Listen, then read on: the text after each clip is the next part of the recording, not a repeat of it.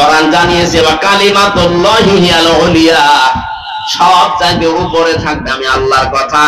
এখন ডক্টর মোহাম্মদ ইউনূসের মাথার উপরে যেটা লেখা লা ইলাহা ইল্লাল্লাহু মুহাম্মাদুর রাসূলুল্লাহ, আমরা এটা চাই। এক কথা বলেন, সব চাইতে উপরে থাকবে কার কথা? আল্লাহকে ডাকার পাশাপাশি যারা অন্য কাউকে ডাকার সিস্টেম করে দিয়েছিলেন তাদের শাস্তি ডবল হবে।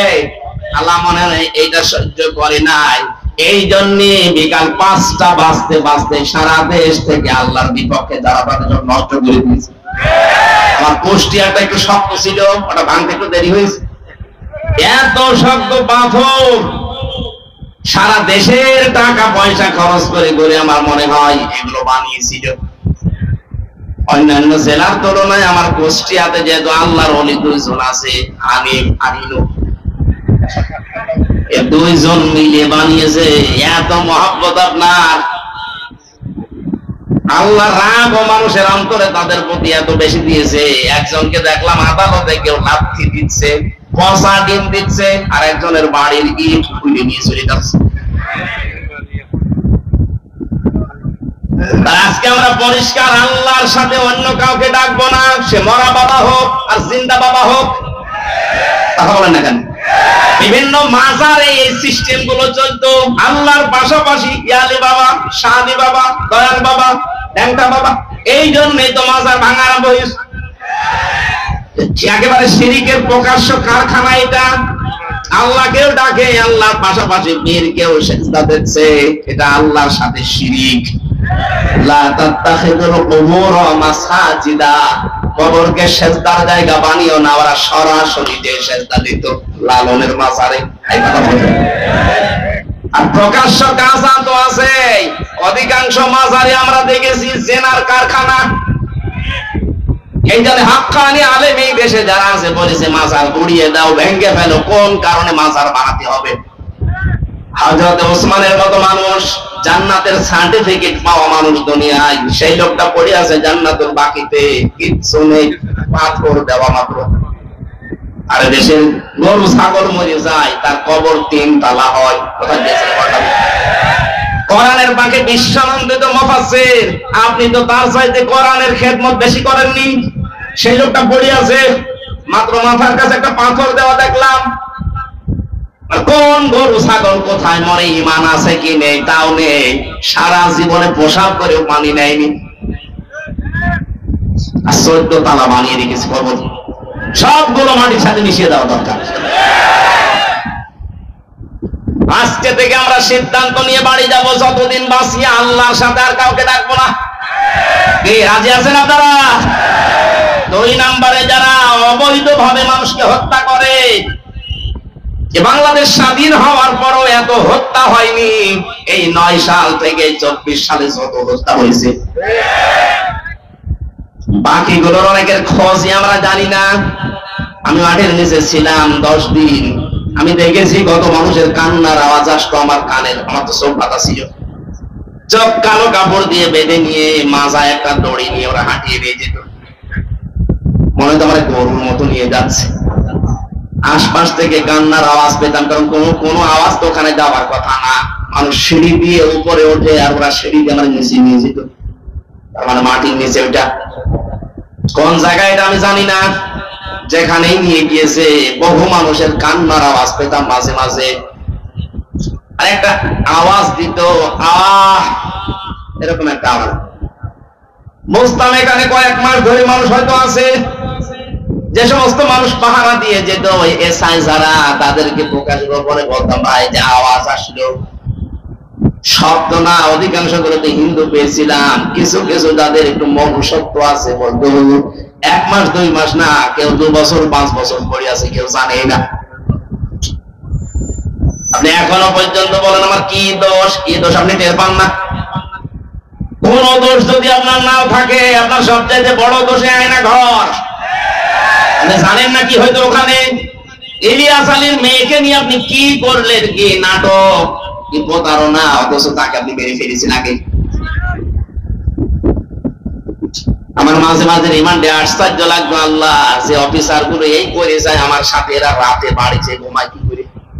এদের তো ঘুম আসার কথা না, হয় লাল পানি খায় নাই বড়ি খায়, তাছাড়া ঘুম আসার কথা না। এখানে শাস্তি হবে তাদের ডবল, এখন শুরু হয়েছে কেবল ডবল শাস্তি হবে। যারা অন্যায় ভাবে মানুষকে হত্যা করেছেন, ইন্ধন দিয়েছেন, বিভিন্ন কায়দা কৌশল করে এগিয়ে দিয়েছেন, আপনার শাস্তি ডবল হবে। মার্ডার মামলা, আজকে গুমের মামলা আন্তর্জাতিক আদালতে, যে পালিয়ে গেছে তার নামে আজকেও দেখলাম 2টা মামলা হয়েছে। আপনি যে সাহস করেন যে আমি পাশাপাশি আছি, চট করে ঢুকে পড়বো, আসেন আপনি আসেন, আপনাকে আমরা চট করে ঢুকবেন আর ফট করে ঢুকে দেবো আয়না করে থাকেন পড়ি ওখানে। ব্যারিস্টার আরমান 8 বছর আছে, আপনি 16 বছর থাকবেন। 16 বছর তো বাঁচবে না, সেই কয় বছর আছেন ওখানে থাকবেন, দেখেন কেমন লাগে। ভার্সিটি থাকতে আমি একটা উপন্যাস পড়েছিলাম, ওর নাম হচ্ছে দেখ কেমন লাগে। আমার মনে হয় এইটা ওদের কপালে আছে। কথা বলেন না কেন? কয়েকজন এরকম আশা করছেন যে আসি পাশাপাশি চট করে ঢুকে পড়বো, আসেন ঢুকাবো, দেখ কেমন লাগে। উপন্যাসটা পুরাপুরি পড়লে খুব ভালো লাগে। আমার মনে হয় সামনে এদের কপালে এইটা বলতে যাচ্ছি।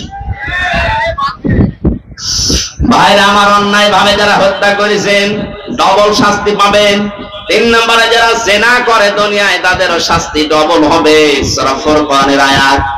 মেয়েটা বলছে খলিফা, এই ছেলে 4 জন বলছে খলিফাতুল মুসলিমিন।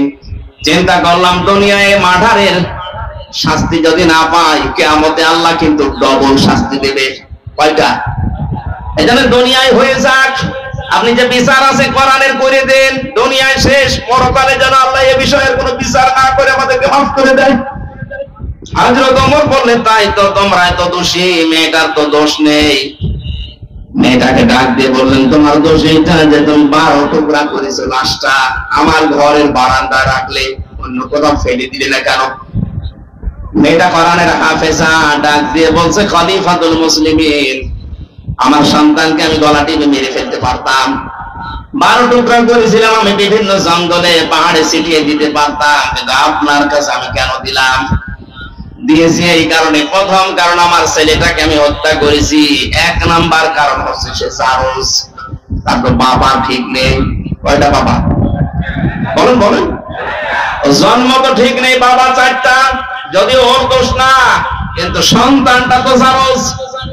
আর আমি কোরআনে কারিমে সূরা কলমের 13 নম্বর আয়াত থেকে 19 নম্বর আয়াত পর্যন্ত জানি, যারা জারজ সন্তান এই পৃথিবীতে তাদের 13টা কাজ হবে। তার 1 নম্বরে তারা কোরআন বিরোধী হবে।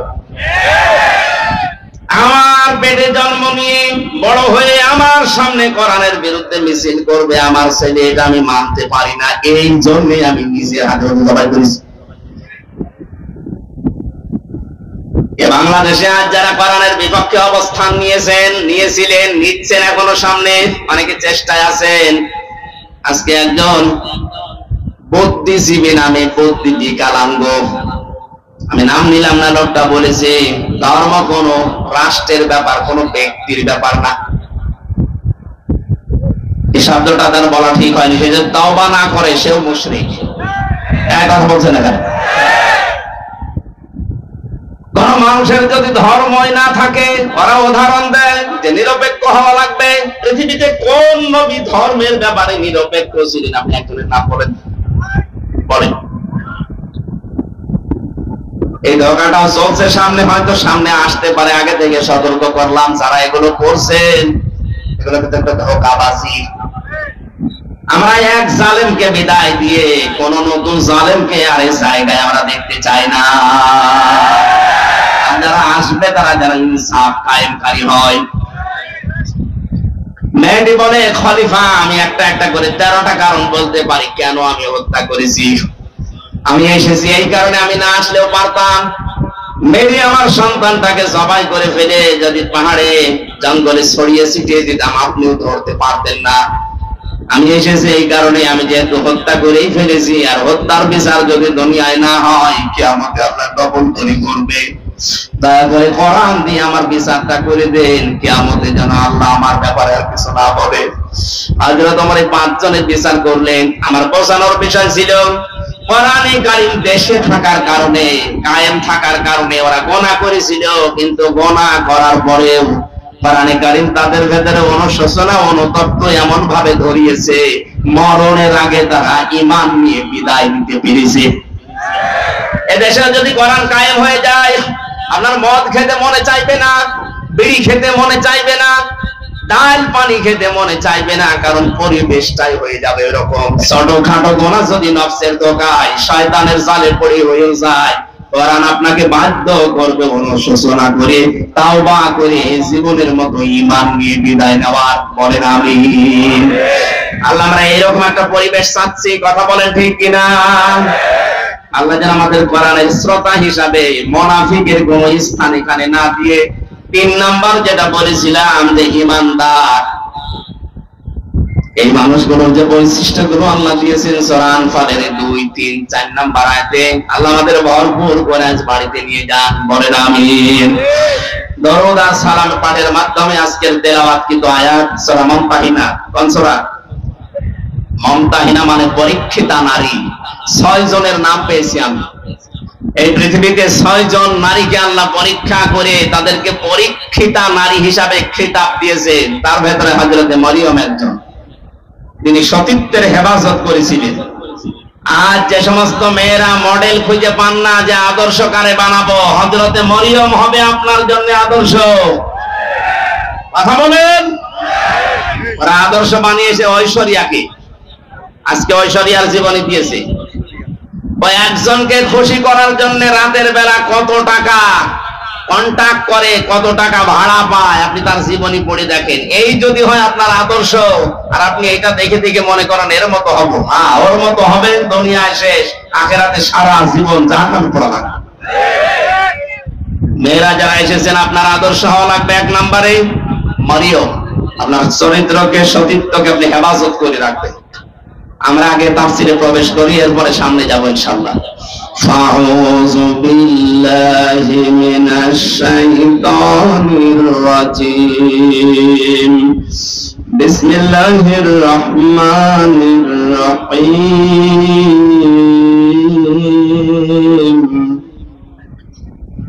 ইয়া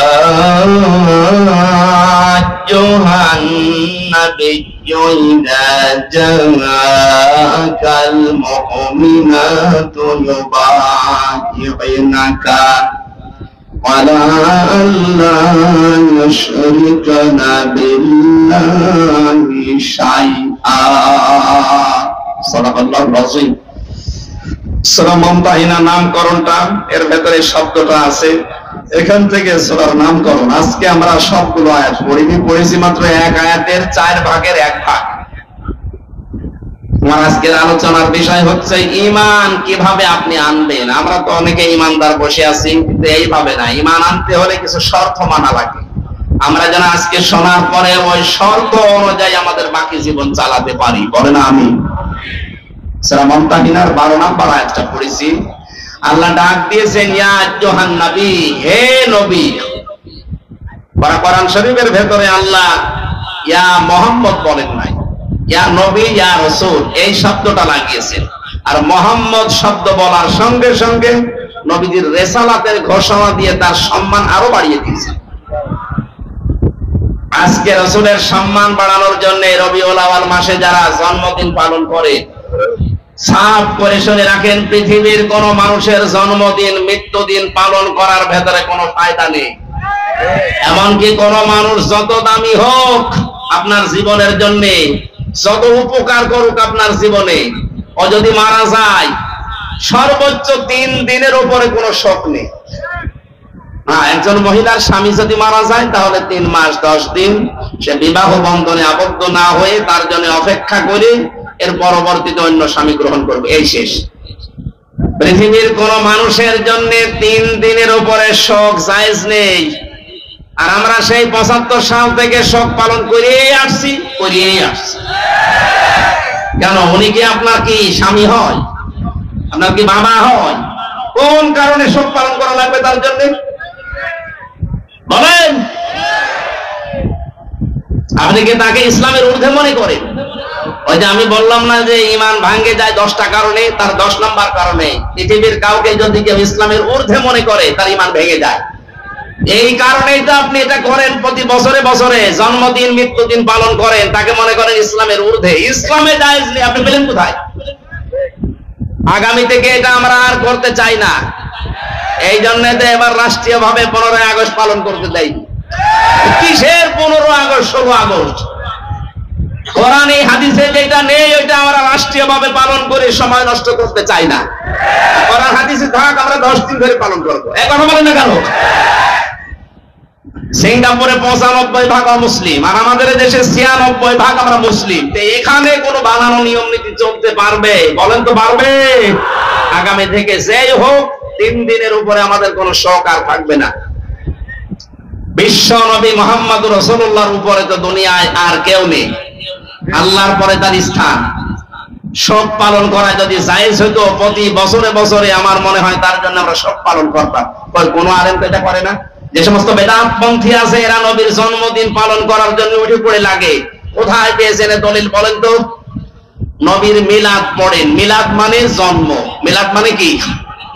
যেই 2জন চাচা নবীর জন্মে খুশি ছিল, 2জনেই জাহান্নামে গেছে, একটা আবু তালেব আর একটা আবু লাহাব। কথা বলেন না কেন? 2জনই কিন্তু মিলাদে নবীর জন্মে খুশি। আর যেই 2জন চাচা নবীর আদর্শে খুশি, হযরত হামজা হযরত আব্বাস, 2জনেই জান্নাতি। এখান থেকে শিক্ষা নিতে পারেন না? এরপরও আপনি আলেম নামে জালেম হয়ে কলঙ্ক করে মানুষকে আপনি ধোঁকা দিয়ে বোকা বানিয়ে টাকা ইনকাম করছেন এই রবিউল আউয়ালের নাম দিয়ে। আশা করছে এগুলো আমরা সচেতন মানুষ, আগামী থেকে আর করব না। আপনি যদি আদর্শ অনুসরণ করে খুশি থাকতে চান তাহলে 40 থেকে 63 এই 23 বছর অনুসরণ করেন। এই কথা বলেন না কেন? আমরা এখন থেকে কারো জন্ম নিয়ে আনন্দ করব না। আমাদের জন্ম নিয়ে আনন্দ না, আমাদের আনন্দ হবে তার আদর্শ নিয়ে। কথা বলেন না কেন? নবীজিকে আল্লাহ ডাক দিলেন ইয়া মুহাম্মদ, যেখানে কোন জায়গায় কোরআনে আল্লাহ দেয়নি। নাম নেওয়ার সঙ্গে সঙ্গে রিসালাতের ঘোষণা দিয়ে তার সম্মান বাড়িয়ে দিয়েছেন। মুহাম্মাদুর রাসূলুল্লাহ, ওমা মুহাম্মাদুন ইল্লা রাসূল, মা কানা মুহাম্মাদুন আবা আহাদিম মির রিজালিকুম ওয়ালাকিন রাসূলুল্লাহ খাতামান নাবিয়্যিন। আর আছে সূরা মুহাম্মদ একটা আয়াত, আলা নুজিলা আলা মুহাম্মাদ ওয়াল হাক্কু মির রাব্বিহি। প্রত্যেকটি জায়গায় আল্লাহ তার নাম নেওয়ার সঙ্গে সঙ্গে ঘোষণা দিয়েছেন যে তিনি আমার রাসূল। জোরে বলেন আল্লাহু আকবার। এই জন্য আমরা এই জায়গা একটা স্পর্শকাতর জায়গা। রাসূলুল্লাহকে কেউ গালি দিলে আমরা সহ্য করতে পারি না। কুষ্টিয়াতে গত 2 দিন আগে একজন বুঝে হোক না বুঝে হোক গালি দিয়েছে। এখানে কোনো ছাড় নেই, আপনি বুঝে দেন আর না বুঝে দেন আপনি অপরাধী। কুষ্টিয়া ফুসে উঠেছে, সারা দেশ এখন ফুসতেছে। আগামী থেকে আমরা এই দেশের এই বিবেক বুদ্ধিহীন কিছু মানুষ আছে বিভিন্ন নাম নিয়ে যারা চলে, সে যে নামেই হোক, রাসূলুল্লাহর ব্যাপারে কিন্তু কোনো আপোষ নেই। বিশ্ব নবীকে অপমান করার চেষ্টা করলে, গালিগালাজ করলে, যা করা লাগে এই দেশের মানুষ কিন্তু তাই করবে। এখানে সাবধান হয়ে থাকবেন এই বিষয়ে। অন্তত আপনি আমারে গালি দেন, অসুবিধা নেই, কিন্তু রাসূলুল্লাহকে গালি দিতে পারবেন না। আমাদের জীবনের চাইতেও তিনি আমাদের কাছে দামি। কথা বলেন ঠিক কিনা?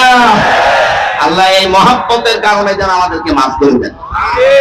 আমি এখানে একটা তথ্য বলবো,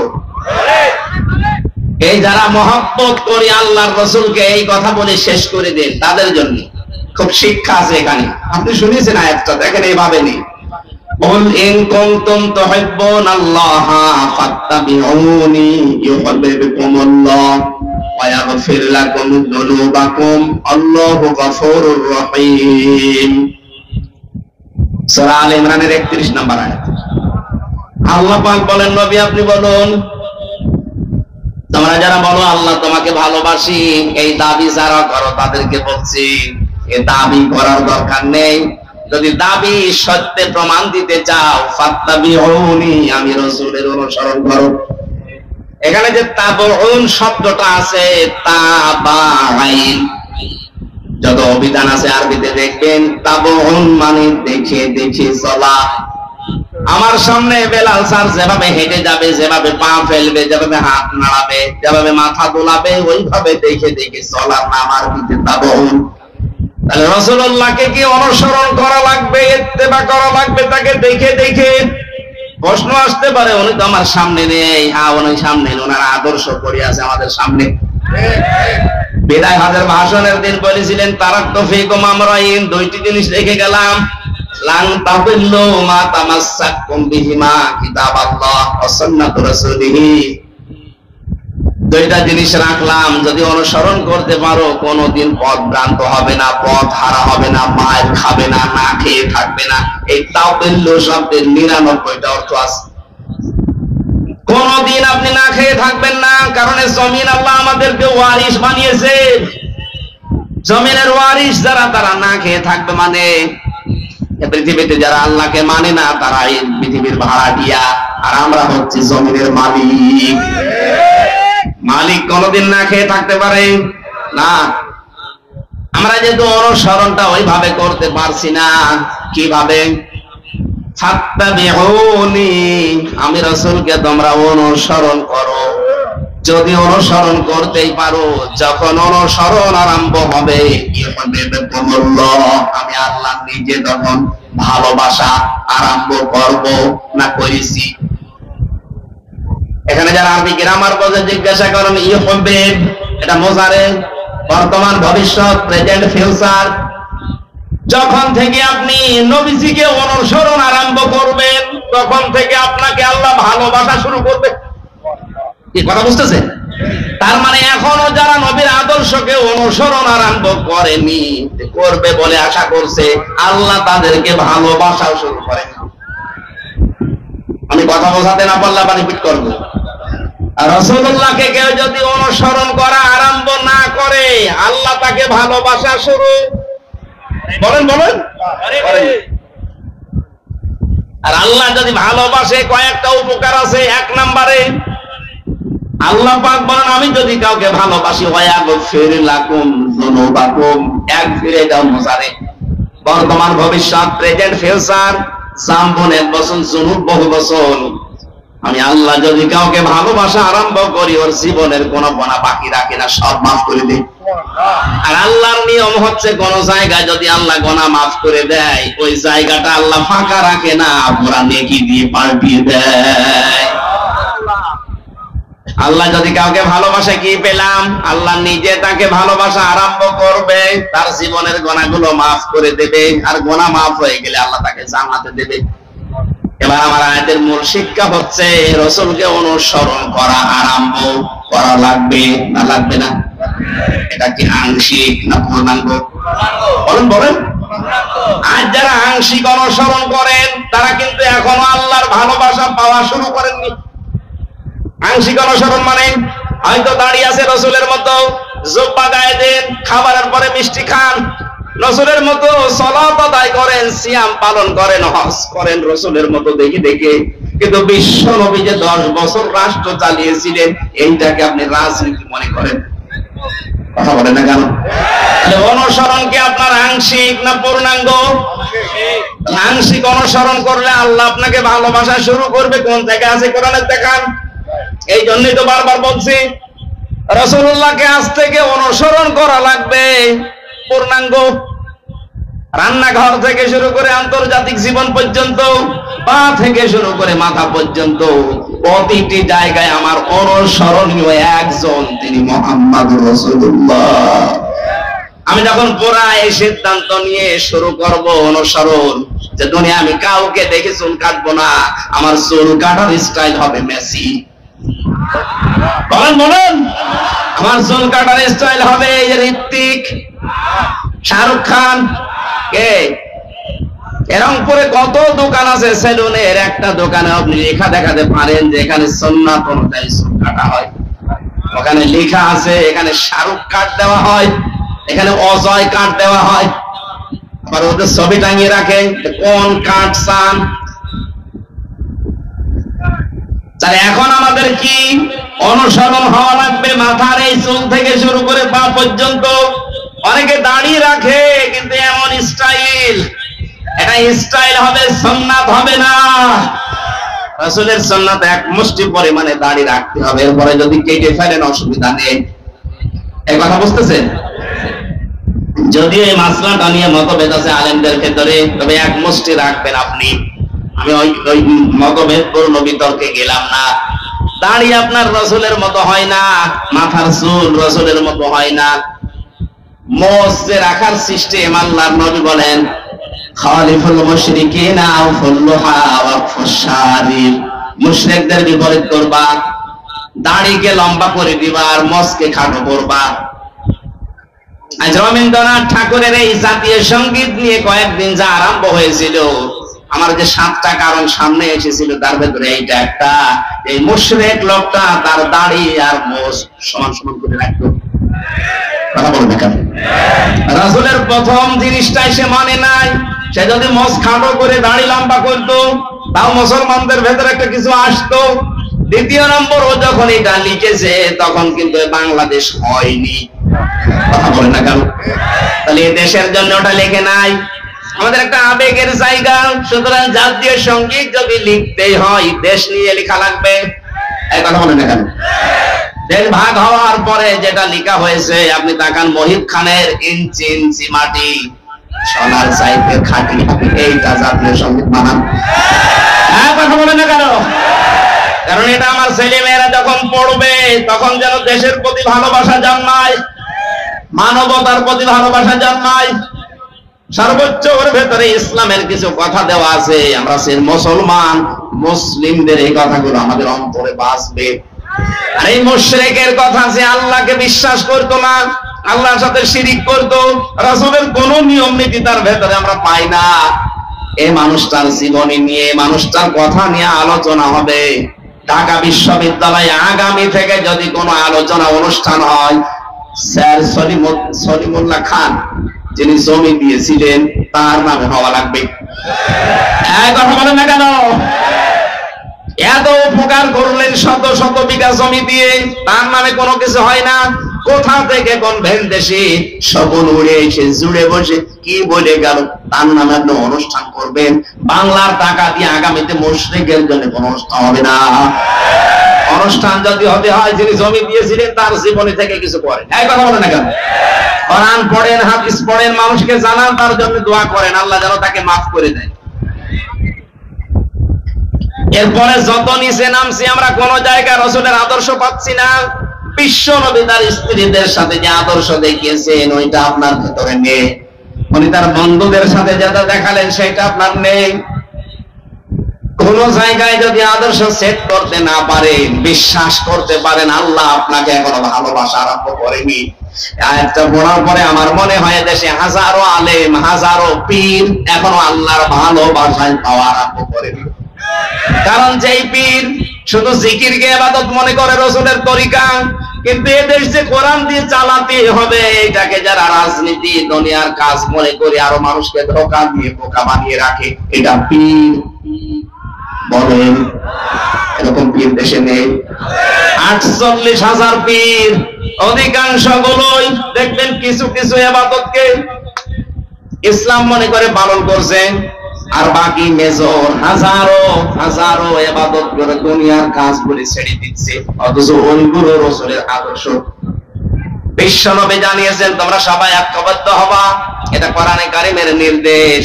ওয়াতাসিমু বিহাবলিল্লাহি জামিআ ওয়া লা তাফাররাকু, সবাই মিলে একভাবে আল্লাহর রজ্জুকে আঁকড়িয়ে ধরবা, এই বিষয়ে কোনো মত পার্থক্য করবা না।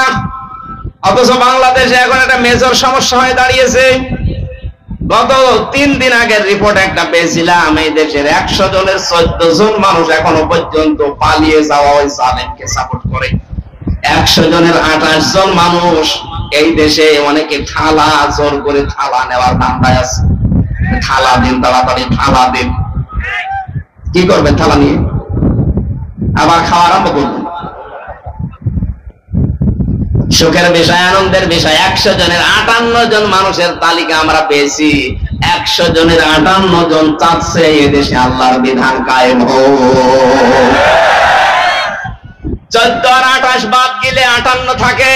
দিন যাচ্ছে, বাড়তেছে। গত কয়েকদিন আগেও আমি 10 জন মুসলমান বানিয়েছি এই যে এই দিনাজপুরে, তার আগে 2 জন চুয়াডাঙ্গা, এর আগে গাইবান্ধায়। মানুষ যেভাবে দলে দলে পালে পালে ইসলামে আসতেছে, অমুসলিমরা, মুসলমানরা যারা ছোট খাটো জালেম ছিল তারা অনেকেই পরিবর্তন হয়ে যাচ্ছে। কথা বলেন না কেন? আমরা এগুলো দেখতে পাচ্ছি। নবীজি যা করেছিলেন মক্কার পরে, মক্কা বিজয়ের পরে নবীজি যা যা করেছিলেন এদেশের ডাক্তার শফিকুর রহমানের ভেতরে আমরা সেইটাই দেখতে পাচ্ছি। ১,৫০০ বছর পর আমার মনে হচ্ছে নবীর আদর্শটা আমরা দেখতে পাচ্ছি আজ। বিশ্ব নবী মুহাম্মদ রাসূলুল্লাহ ওই সময় বলেছিলেন, সাবিরা ৩টা কাজ করবা না। কোন নারীর গায়ে হাত দিবা না, কোন শিশুর গায়ে হাত দিবা না, কোন ফলদার বৃক্ষ কাটবা না। ৩টা কাজ বেশি বেশি করবা। যেখানে তিনি অবস্থান নিয়েছিলেন বলেছিলেন তাবুর আশপাশে তোমরা রান্নাঘর, চুলা এটা বেশি বানাবা, আর টয়লেট পায়খানা যেটা এটা কম বানাবা। আর আমার শত্রু বড় এখন বেঁচে আছে আবু জেহেল, তোলে আবু সুফিয়ান আছে, তার ঘরে যদি কেউ আশ্রয় নেই তাকে তোমরা মাফ করে দিবা, ক্ষমা করে দিবা। এই ১৪০০ বছর পর ডাক্তার শফিকুর রহমান এত অত্যাচার, জুলুম, নির্যাতনের শিকার হওয়ার পর এই কাজগুলো তিনি এখন দেখিয়েছেন। যারা আমাদের প্রকাশ্য শত্রু ছিল তাদের ওই ঘর বাড়িগুলো উনি পাহারা দিয়েছেন লোক দিয়ে। কথা বলেন। কৌশল অবলম্বন করার জন্য মুসলমানদেরকে নিয়ে তিনি ঐক্য হওয়ার চেষ্টা চালাচ্ছেন। আমরা দেখতে পাচ্ছি কিছু মানুষ এখনো পর্যন্ত সেই মানধাতা আমলের আকীদা আকীদা আকীদা এই নিয়ে তারা এখনো ডিভাইডেড আছে। মুফতি জসিমউদ্দিন রহমানী মাদ্দাদ জিল্লুল আলী কয়েকদিন আগে জেল থেকে বের হয়ে উনি জানিয়েছেন এই দেশে মুসলমান যেন এক হতে না পারে, এর পেছনে সবচাইতে জঘন্যতম ভূমিকা পালন করছে একজন পীর। জাতি কিন্তু বুঝে ফেলেছে, যারা ফরিদউদ্দিন মাসুদের মতো মানুষকে তালয় বানিয়েছেন। এই কথা বলেন না কেন? আপনি আর তালয় বানানোর লোক পাননি দেশে। এর মানে একটা কলঙ্কিত মানুষ মুফতি আমিনী সাহেবের জামাই মাওলানা শাখাওয়াত রাজি আমার সাথে ৩ বছর জেলে ছিল বেচারা। ওই মাঝে মাঝেই বলতো, টক শোতেও বলেছে, এই বাংলাদেশে তাসলিমা নাসরিনের মতোই এই ফরিদউদ্দিন মাসুদ, কোনো পার্থক্য নেই। ও আর একই যে লোকটা কোরআনের পাখি সাইদি সাহেবের ফাঁসি চাইতে পারে, একটা মজলুম মানুষ সে জেলখানায় আছে, তারা আমৃত্যু দিয়েছিল, আর এই লোকটা শাহবাগে গিয়ে বলছে আমরা তার ফাঁসি চাই। এটা একটা টাটকা নির্ভেজাল কুলাঙ্গার। আরে আলেম নাম নিয়েছে, ওর নাম নাকি বুজুর্গ আল্লামা, কত কিছু দিয়েছে। ওর নামে বুজুর্গ দিলে আল্লাহর আরশ কাঁপবে, ওর নাম বেজিরবু। কথা বলে না কেন? যে কয়টা ৫-৮টা গোলাম ছিল যারা মাজলুমের বিপক্ষে অবস্থান নিয়েছিল, পক্ষে না গিয়ে জালেমদের পা শুধু চেটেছে। যারা কওমি জননী নাম দিতে পারে জালেমকে, একটাকেও যেন বিচার ছাড়া আর বাঁচতে না দেওয়া হয়। প্রত্যেকের বিচার আমরা দেখতে চাই। এই কথা বলেন। ওই যে মাইজ ভান্ডারী নজিবুল বশর ও শয়তান সেদিন ভিডিও পাঠিয়েছে যে আমি যা করেছি জামাতের বিরুদ্ধে, শিবিরের বিরুদ্ধে, বিএনপির বিরুদ্ধে, এরা আমারে ছাড়বে না, জীবনও আপনাকে ছাড়া হবে না। আপনি সবচাইতে বড় মারাত্মক ভুল করেছেন কোরআনের পাখির বিরুদ্ধে মামলা দিয়ে, তাও মিথ্যা মামলা। যারা সাক্ষী দিতে যায় তাদের সাক্ষী পর্যন্ত গায়েব হয়ে যায়। ও নিজে যখন স্বীকার করছে যে আমি এটা করেছি, আমারে ছাড়বে না, না আমরা ছাড়তেও চাই না, দৃষ্টান্তমূলক শাস্তি চাই এই মাইজ ভান্ডারীর। কথা বলেন। আলেম নামে কলঙ্ক, এগুলো নাম নিয়েছে কি সুন্দর সুন্দর, দেখেন কুসেআ, কি কুসেআ, কি কুকুর, শ্রীগাল, বিড়াল। যাদের নামে ডিনেগেশন, ডিগ্রি ১৪টা করে ব্যবহার করে, এগুলো জাহান্নামী মানুষের আলামত। আপনাকে মানুষ নিজে ডাকবে, আপনি আল্লামা কিনা, নিজের নামে আগে পরিচয় দেয় আমি শোলাকিয়ার ইমাম। বলছি কিসের শোলাকিয়ার ইমাম? ইমামতি করার জন্য সেই গোপালগঞ্জ থেকে গুন্ডা ভাড়া করে এনে বাইতুল মোকাররমের মতো জায়গা অপবিত্র করেছে। কত মুসল্লির রক্ত ছড়িয়েছে, এর যেন ছাড় দেওয়া না হয়। এই কথা বলে না কেন? যেই দিন কওমি জননী নাম দিয়েছে এই রুহুল আমিন নামে, আলেম নামে কলঙ্ক, সেই দিন জেলখানায় ওর নামে বদদুয়া করেছে কওমি মাদ্রাসার আলেমরা। আমার সাথে ৮৬ জন ৭৬ জন ছিল।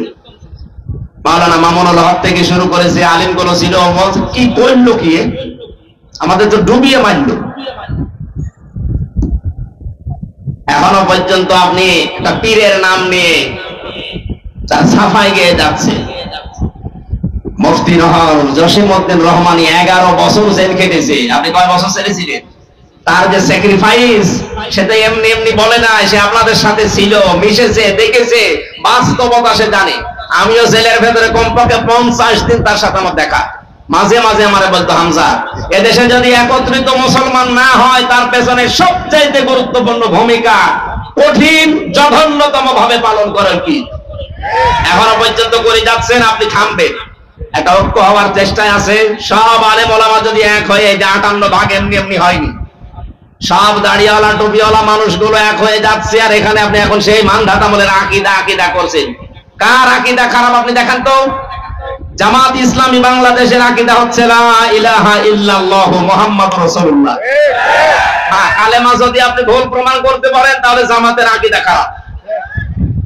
কালেমা তো নিজেও জিকির করছেন, আমরাও করছি, এখানে তো কোনো পার্থক্য নেই। কিসের আকীদা করেন? এই উল্টা পাল্টা ধোয়া তুলে মুসলমানদেরকে আজ ডিভাইডেড করবেন না, এটা হারাম কাজ। মুসলমানদের এক করা ফরজ আর ভাগ ভাগ করা হারাম। এটা তো আমি মানালাম। সূরা আলে ইমরানের 105 নম্বর আয়াত আপনি বাড়িতে যে মিলিয়ে দেখেন। যারা আজ মুসলমানদেরকে এক হতে দিচ্ছেন না, আপনি হারাম কাজে আছেন। কোন হারাম কাজ করা অবস্থায় তার ইবাদত কবুল হয় না। সুতরাং আপনার নামাজ, আপনার সিয়াম, আপনার হজ, এই দাড়ি, জিকির সব মাঠে মারা যাচ্ছে। আমি আর নিচে নামতে পারলাম না।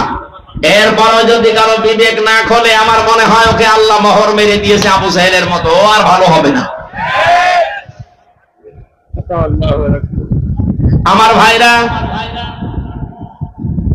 এখন থেকে আমাদের অনুসরণ হবে রাসূলের আংশিক না পূর্ণাঙ্গ?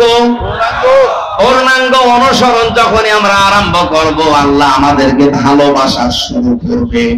তার মানে বোঝা যাচ্ছে, দেশে অনেক আলেম, অনেক পীর এখনো পর্যন্ত আল্লাহর ভালোবাসায় পাওয়া আরম্ভ করেনি।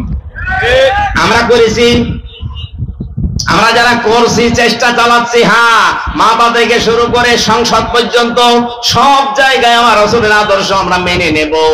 যখনই সিদ্ধান্ত নিয়ে মাঠে নেমে পড়বেন, বুঝবেন আল্লাহ আপনাকে ভালোবাসা আরম্ভ করছে। আল্লাহর ভালোবাসা আরম্ভ হয় তখন যখন কয়েকটা কাজ আপনি দেখতে পাবেন। এই তাকান, আপনাকে যে আল্লাহ ভালোবাসে তার প্রমাণ হিসাবে কয়েকটা কাজ আপনি দেখতে পাবেন সামনে। 1 নম্বরে হাদিস, নবীজি বলেন, আমি যখন আল্লাহ পাক যখন কাউকে ভালোবাসেন, তখন পুরো আসমানে ঘোষণা হয়ে যায়, মহান আল্লাহ ওই লোকটাকে ভালোবাসে। আমরা সবাই যারা আসমানে আছো, সবাই ওকে ভালোবাসো। পুরো আসমানের ফেরেশতারা তখন তাকে ভালোবাসা আরম্ভ করে দেয়। জমিনে ঘোষণা দেওয়া হয়, পুরো জমিনবাসী শোনো, হামজাকে আল্লাহ ভালোবাসা আরম্ভ করেছে, তোমরাও ভালোবাসো তাকে। তখন পুরো সৃষ্টি জগতের ভেতরে আল্লাহ একটা মহব্বত পয়দা করে দেয়। আমরা এইটা আজ দেখতে পাচ্ছি। আপনি তাকান, এতদিন যাদের স্বাধীনতা বিরোধী, রাজাকার, জঙ্গি, উল্টা পাল্টা নাম দিয়ে বহু কালার করার চেষ্টা চালিয়েছে, আগস্টের 5 তারিখের পর থেকে আজকের এই 23 তারিখ পর্যন্ত আমরা দেখতে পেলাম তারা জঙ্গি না, তারা জনগণের সঙ্গী। এই ভালোবাসাটা এখন আল্লাহ পয়দা করে দিয়েছে নিজে। ওরা আসমানে আল্লাহ ঘোষণা দিয়েছে যে তাদেরকে ভালোবাসো তোমরা। জমিনের লক্ষ লক্ষ সৃষ্টি, সবার ভেতরে তাদের মহব্বত, ভালোবাসা এটা ঢুকিয়েছে কি? এত প্রমাণ দেওয়ার পরও যদি আপনার এখনো পর্যন্ত মনে হয় না, এদিকে আসেন, এদিকে আসেন। এখানে আমাদের উচিত হবে এখন এই মুহূর্তে দলাদলি বন্ধ করে দেওয়া। ছোটখাটো বিষয় সব আমরা বাদ। এরপরেও যদি আপনি এক জায়গায় হতে না পারেন, আবার কবে হবে? আবার যদি কোন নতুন জালেমে চেয়ারে বসে, কিয়ামতের আগে লাগাতে পারবেন না। আমাদের উচিত এখন সুযোগ, ছোটখাটো বিষয় সব বাদ। কে দাড়ি রাখে, কে দাড়ি রাখে না, কে জুব্বা গায়ে দেয়, কে দেয় না, এটা পরে করবেন, আগে জায়গাটা ঠিক করেন। এখানে থাকলে আপনি ইসলামের নিয়ম নীতি 100 ভাগ মানতে পারবেন। আরে জায়গাটা না থাকলে কয়েকদিন পরে আপনারও দাড়ি কাটা লাগতে পারে। এদেশে আড়ঙে অবস্থান নিয়েছিল না, আড়ঙে দাড়ি রাখা মানুষগুলোকে চাকরি দিত না। সামনে কিন্তু এরকম আসবে, আপনি চেষ্টা করবেন রাখার, কিন্তু পারবেন না। জায়গাগুলো সব জালেমের দখলে চলে যাবে। বিশ্বনবী মুহাম্মদ রাসূলুল্লাহকে আল্লাহ ঘোষণা দিলেন, নবী যারা আপনি আপনার কাছে আসবে যে ঈমান আমরা আনতে চাই, বলবেন 6টা কাজ করো। 1 নম্বরে আলা আল্লাহ ইউশরিকনা বিল্লাহ, কোনদিন আল্লাহর সাথে কোনো বিষয়ে শরীক করবা না। 2 নম্বরে ওয়ালা ইয়াসরিকনা বিল্লাহ, ওয়ালা ইয়াসরিকনা, চুরি করা যাবে না। ওয়ালা ইয়াজনিনা, 3 নম্বরে কোনদিন তোমাদেরকে যেন আমরা জেনা করতে না দেখি। জেনার যে ছড়াছড়ি চলছিল, জেনার যে কারবার গুলো আমরা দেখতে পেয়েছি, বিশেষ করে আকাশ সংস্কৃতির নামে এদেশে বন্যার পানির মতো পিন আপ করা পত্রিকা দিয়ে বিভিন্ন স্যাটেলাইটের মাধ্যমে যা আরম্ভ হয়েছিল, আগামী 10 বছরের ভেতরে চরিত্রবান যুবক যুবতী মানুষ খুঁজে পাওয়া পুরস্কার হয়ে যাবে। এগুলো যারা দায়িত্বে আছেন বন্ধ করার চেষ্টা চালাচ্ছে, আমরা চাই যেগুলো দ্রুত যেন বন্ধ হয়। এরপরে আল্লাহ দিয়েছিলেন এক একটা শব্দের ভেতরে লক্ষ লক্ষ কথা। আমি তাফসীরে পড়েছি, নোটও করেছিলাম, শুধু গা ঘেমে যাচ্ছে আর রাত অধিক হয়ে গেছে, যেন খুব সামারাইজ করে বলছি। রব্বুল আলামিন বলেন, ওয়ালা ইয়াকতুলনা আওলাদাহুন্না, সন্তান হত্যা করা যাবে না। এই শব্দটার ব্যাখ্যা করলে অনেক ভালো হতো। ওয়ালা ইয়াতিনা বিবহতান, কালকে আমার মাহফিল আছে, এই যে ছেলেটার এখানে, কালকে ওয়ালা ইয়াতিনা বিবহতান, এই বহতানের উপর আমি কথা বলবো, কারণ এইটা বাংলাদেশে 15.5 বছরে বেশি হয়েছে। ওয়ালা ইয়াতিনা বিবহতান, মানুষকে আন্দাজে দোষ দিয়ে জীবনটা নষ্ট করে দিও না। আমার জীবন থেকে যে 3টা বছর আপনি ঝরিয়ে দিলেন বেকার বেকার আন্দাজে দোষ দিয়ে, প্রমাণ তো হয়ে গেছে কয়েকদিন আগে আমার মামলা সব খারিজ হয়ে গেছে, আদালত প্রমাণ করেছে আমার কোনো দোষ নেই, আমি নির্দোষ, বিনা দোষে আমাকে এই 3টা বছর নষ্ট করলেন। যারা করেছিলেন তাদের কি শাস্তি হবে, ওই কথাগুলো কালকে আমরা তুলে ধরবো। এরপরে আল্লাহ দিয়েছেন, ওয়ালা ইয়াসিনা ওয়ালা ইয়াসিনাকা ফি মারুফিন ফাবাইহুন্না, ভালো কাজে কোনদিন যারা দায়িত্বে আছে এই মানুষগুলোর অবাধ্য হবে না। আস্তাগফিরুল্লাহ, আল্লাহর কাছে ক্ষমা প্রার্থনা করবা এই 6টা গুণ যাদের ভেতরে আছে। ইন্নাল্লাহা গফুরুর রহিম, অবশ্যই আল্লাহ তাআলা দয়াবান এবং ক্ষমাশীল। আল্লাহ আয়াতটা খুব সংক্ষেপে করেছি, বাস্তবে যেন আমাদেরকে মেনে চলার তৌফিক দেন। আগামী কালকে মাহফিল আছে এই নওশাদের গ্রামে, বহতানের উপরে কথা বলবো ইনশাআল্লাহ। আল্লাহুম্মা আমিন। লা ইলাহা ইল্লা আনতা সুবহানাক ইন্নী কুনতু মিনাজ জালিমিন। রব্বানা যালামনা আনফুসানা ওয়া ইল্লাম তাগফির লানা ওয়া তারহামনা লানাকুনান্না মিনাল খাসিরিন।